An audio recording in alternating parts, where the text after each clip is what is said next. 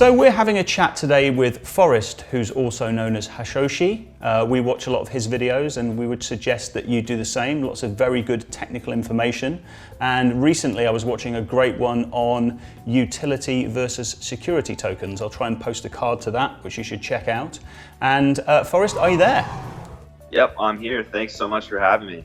Fantastic, welcome. And maybe you can just tell us a little bit about your background and how you got into what you're doing.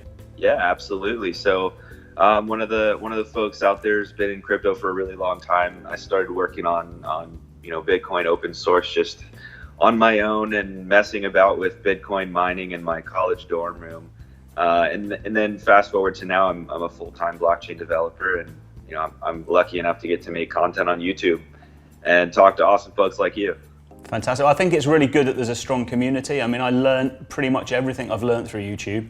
I first tried to buy Bitcoin 4 years ago and I couldn't manage it. It was only when I started watching YouTube videos 2 years ago that I finally managed to actually find some help out there. Yeah, I mean, it's been wild how fast everything has moved and how much content there is out there on YouTube now from different folks in different facets of the industry. So it's cool to see. No, it's great. Well, back to this subject of, obviously at the moment, one of the things I wanted to chat with you about is, do you think we're in the sort of new dawn of the security token? Yeah, I mean, for me, I think we're in this position now where I think a lot of utility tokens that have existed in the past have gotten away with that classification when in reality they are more like security tokens. But then again, everything is predicated on Supreme Court rulings in the US and, different rules even abroad that determine what a security is and what it isn't. And, we are in a new paradigm, so maybe those rules are outdated and it's hard to say whether that's true or not. But according to the Howey test, that really guides everything for security tokens right now. A lot of these utility tokens that are out there are really better classified as securities. The investment is out of the individual's control who's investing, and the value is drawn from, an enterprise or, a different platform, and you're expecting profit from that. So, it's definitely, we're in a complicated position right now. I saw an article today saying that a report has said that the SEC is secretly investigating hundreds of ICOs this morning as part of our news show, and I dread to think what's going on behind the scenes. Yeah, I mean, I'm not surprised at hearing that. I mean, I also think that we're in this space now where so many people have gotten caught up in shady activity that there's almost like no choice but to look at these things and try and find a way to protect people that just are a victim of misinformation. So I mean, that's I think what both of us do on our channels is try and give people the tools to see through that stuff, Yeah, I think it's a very difficult field to navigate, and I think it's certainly helpful to have access to that. And I think one of the difficult things is with utility tokens not having anything behind some of them. So obviously the security tokens now, it's a much more complicated thing to actually start, but the reality is you will end up with a piece of something that's tangible at the end of it, whether it's tied to real estate. We interviewed a company called Retium, really interesting. They're doing like fractional ownership on that. We've interviewed Reggie from Veritasium, who's veritizing gold, property, everything else. That's more of a utility though. But I mean, there's lots of interesting ways that it could be securitized, and I guess then you're at least holding on to something that has some tangible value. Yeah, and for me, even being in the crypto space, and yes, I've invested in cryptocurrency, and I've purchased ICOs in the past, but the reality is that a lot of the times where I purchase those things, we're all purchasing on speculation at the end of the day. I think if you understand the concept of a utility token being that all the value is driven by supply and demand, just because a platform is successful doesn't mean the utility token is going to be valuable and blow up, because ultimately if the supply gets flooded, your value goes down, or if the demand goes down, again your value goes down.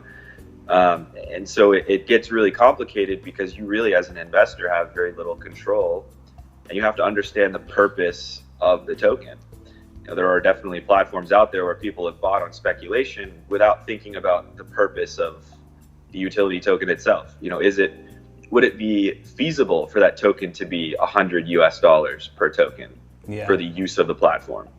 And the answer is a lot of times maybe not. So why buy into that with that expectation? I think last year there were a lot of people who were just buying into anything because somebody on Twitter said it was going to 10x by next week. I think those times are thankfully probably long behind us. For sure. Absolutely.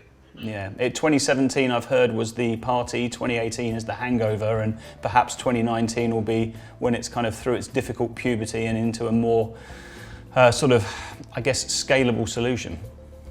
Absolutely. I mean, it's sobering to be in this position, and in reality, I think people who have,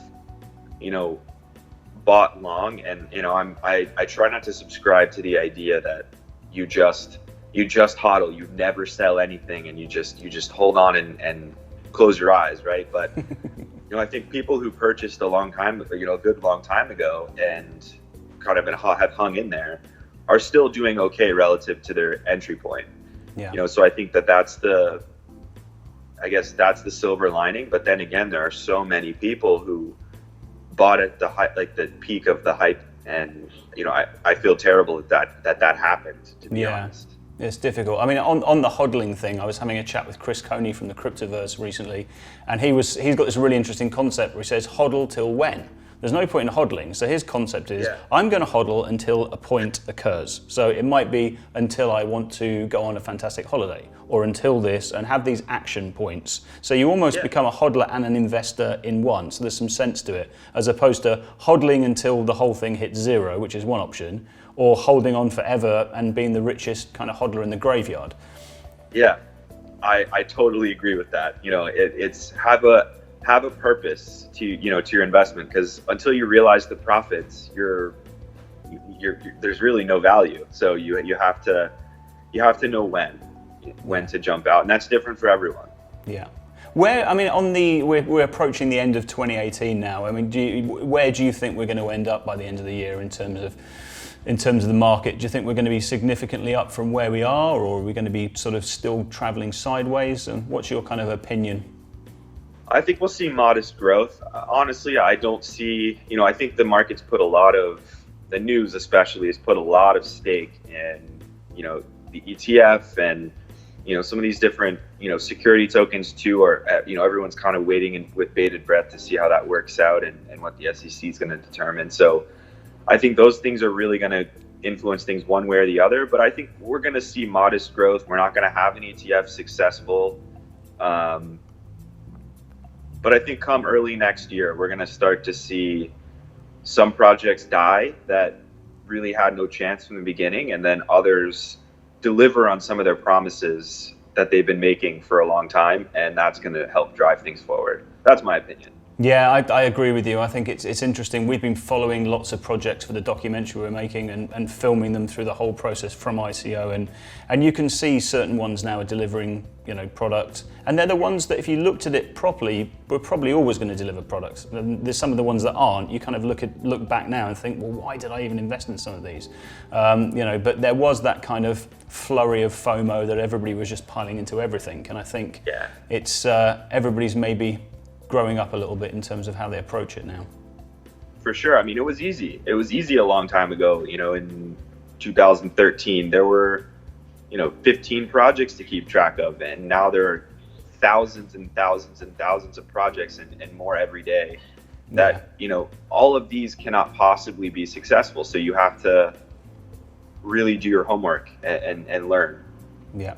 Well, that's again where kind of, following the right people on YouTube can help as well. There's a lot of people that give, good technical background like yourself. There's a lot of people that give good, analytical, and there's less and less of the kind of Moon Lambo crowd now, which is good because that herd has been thinned.